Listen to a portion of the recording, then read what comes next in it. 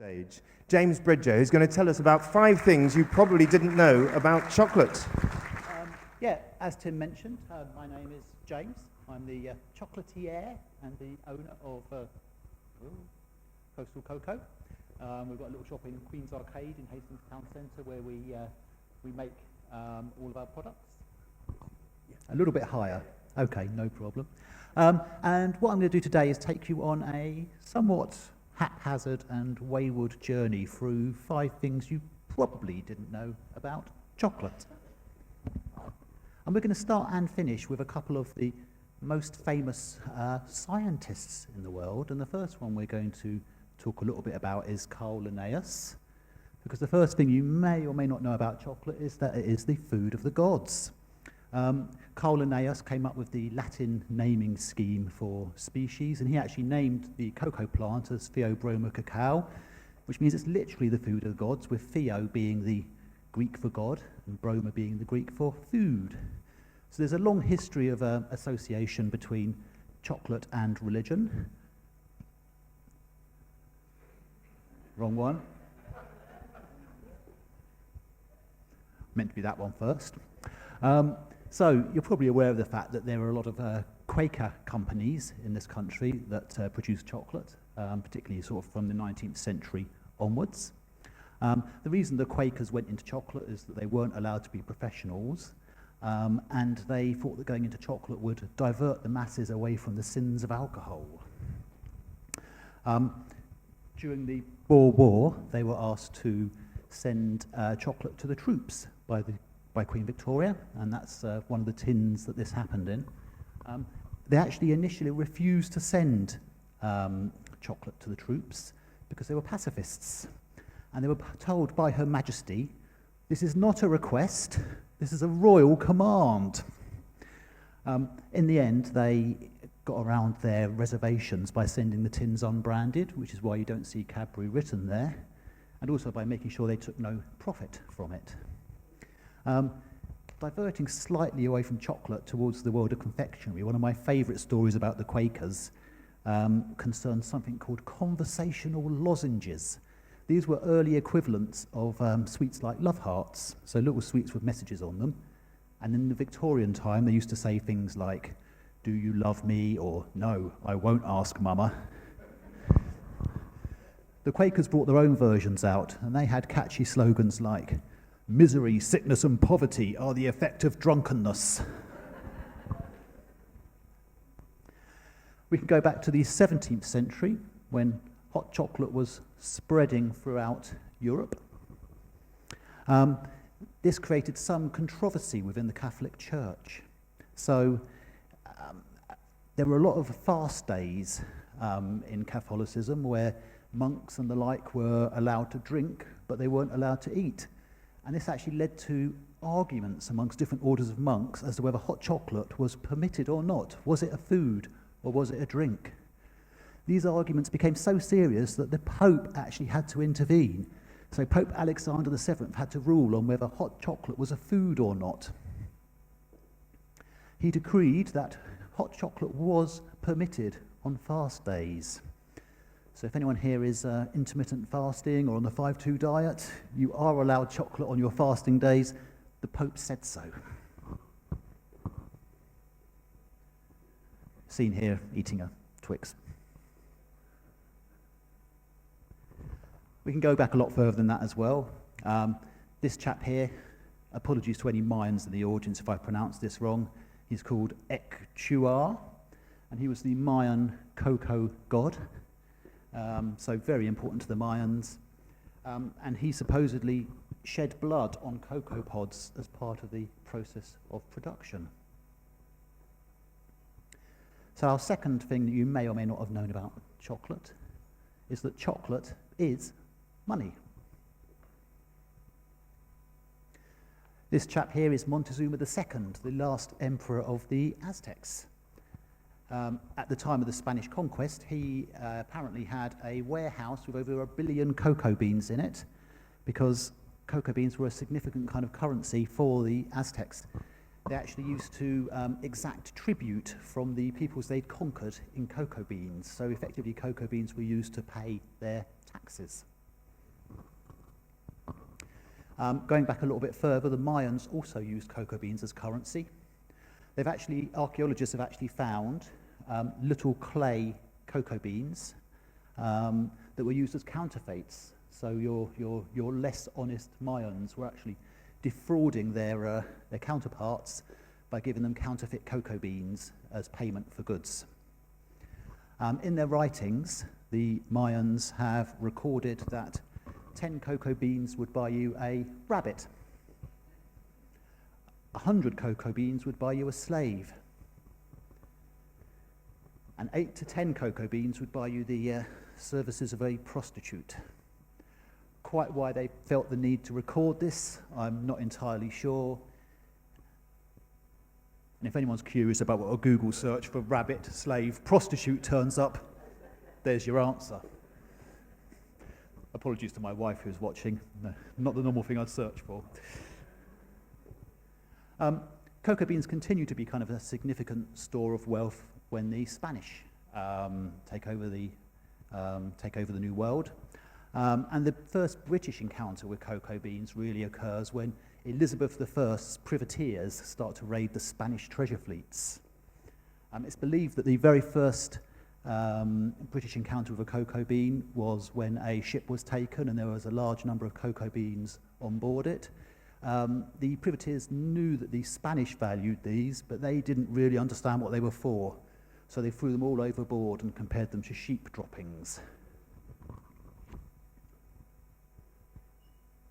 In fact, in a raid on, and I have been checking how to pronounce this, Watuku, I think that's about right, privateers burnt around 2.5 billion cocoa beans, again, because they knew it was important to the Spanish, but it wasn't of any value to them. And even today, cocoa is kind of an important commodity.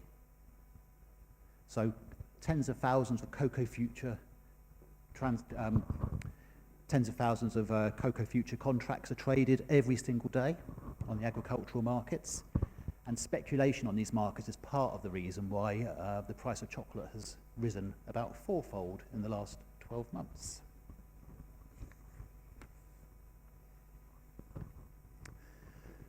The third thing we're going to talk a little bit about is that chocolate also has a dark side.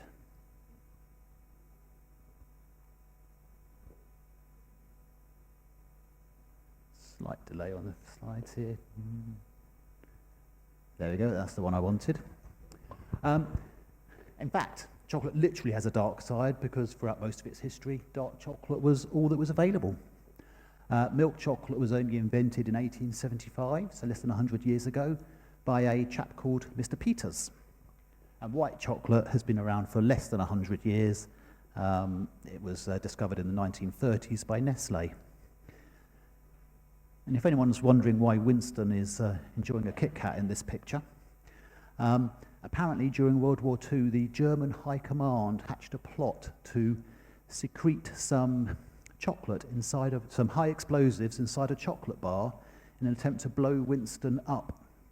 And it was a Peters chocolate bar that they attempted to hide these explosives in the hopes that he would crack it open and kill himself. Apparently he was quite fond of a Peters chocolate bar.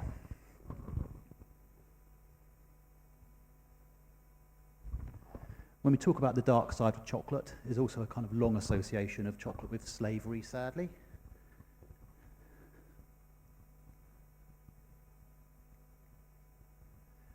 Ranging from the encomiada system that the Spanish used for indentured labour, through to chattel slavery in sort of Caribbean and West Africa, and child labour, which is still something of a problem in West Africa today. There are also problems in West Africa with mismanagement and corruption. So in Ghana, which is the second largest chocolate producing country in the world, there's this body called COCOBOD who have a monopoly on the purchase of cocoa beans. So every farmer in Ghana has to sell their cocoa beans to COCOBOD. And in theory, this is meant to give them much higher purchasing power on the world market so they can negotiate better prices. The farmers are supposed to get around 70% of the price from the world market. Unfortunately, that tends not to happen. And they actually get sort of closer to 25% at times. This leads to farmers doing things like smuggling their cocoa beans over to the Ivory Coast, where they can actually sell them direct to the world market, and they get a much better price.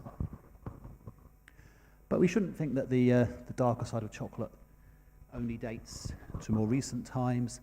The Aztecs associated chocolate with some pretty dark topics too. They used to pour their hot chocolate back and forth between 2 cups in order to make it frothy and add spices to make it red. And this is all to try and make it look bloody. They also used to associate cocoa pods with the hearts that they used to rip out of their human sacrifices. We'll cheer things up a bit next.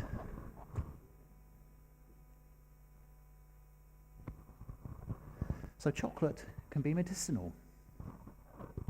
When chocolate first arrived in Europe, it was considered to be an aid for digestion. And this was because it was bitter. And this kind of concept of the sort of 4 humours and the taste of food would be associated with what it was considered to be good for. Chocolate also starts to break down some of these ideas of the 4 humours and can be seen as starting to modernise medicine in some ways because it didn't fit into the categories that they used to use. So chocolate could be enjoyed hot and cold. It could be enjoyed dry and wet. And so they've had a lot of trouble kind of fitting it into their medical models, and was the beginning of some of these models breaking down a bit. A little side note on the health benefits of chocolate. A lot of people think dark chocolate's automatically healthier than milk chocolate, but actually a sweet dark chocolate, and apologies for introducing maths to the Bavard, a sweet dark chocolate can actually have more sugar than a higher cocoa percentage milk chocolate.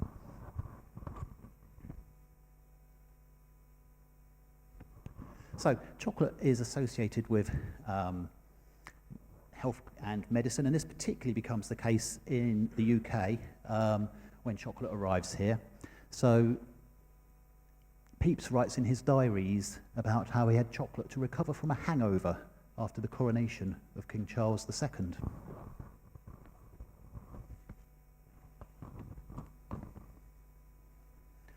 And the first chocolate shop in London opened in 1675, and some of the claims they claimed that chocolate would help with health, consumption and coughs.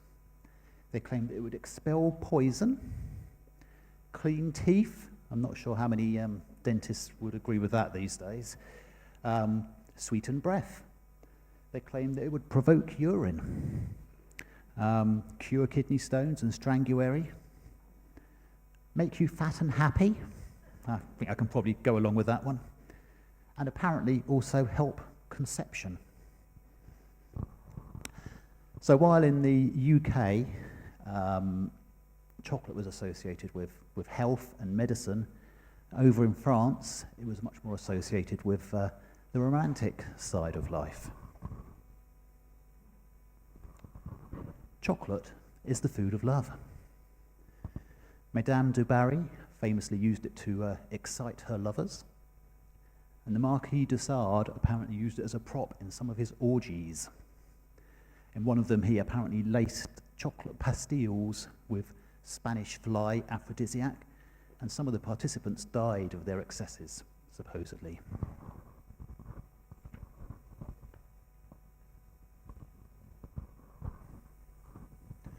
More romantically, the Mayans also associated chocolate with romance. In some of their writings, they record about their marriage ceremonies. The form of the marriage is the bride gives the bridegroom a small stool painted in colours, and also gives him 5 grains of cacao and says to him, "These I give thee as a sign that I accept thee as my husband." And he also gives her some new skirts and another 5 grains of cacao, saying the same thing. So that's quite romantic, really. It's almost like the exchange of rings.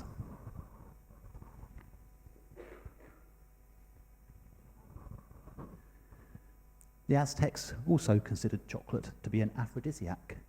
Men would often enjoy it after their banquets. And Montezuma, the chap we saw earlier, allegedly drank 50 cups of cocoa a day. I'm not sure how much time that would leave for romancing, if I'm honest, but yeah, 50 cups a day is supposedly what Montezuma II got through. Staying on the romantic theme, and a chocolate you probably don't associate with chocolate, with romance, is the Toblerone. So a lot of people think the Toblerone was inspired by the shape of mountains. But according to no less an authority than Mr. Tobler himself, it was inspired by the pyramid of dancers formed as the climax of the show at the Folies Bergère. And that brings us round full circle to another really famous scientist, because, allegedly, the Toblerone was the first chocolate bar to be patented, and that patent was supposedly granted by another famous scientist. This chap, Mr. Einstein, is supposed to be enjoying an M&M. I know it wound up looking a bit more like he's on a tab of something. Yeah, he was a patent clerk in Bern. So that brings us full circle back round to another famous scientist, and hopefully you've learnt a few interesting bits and pieces about chocolate. Thank you. Thank you. Thank you so much, James.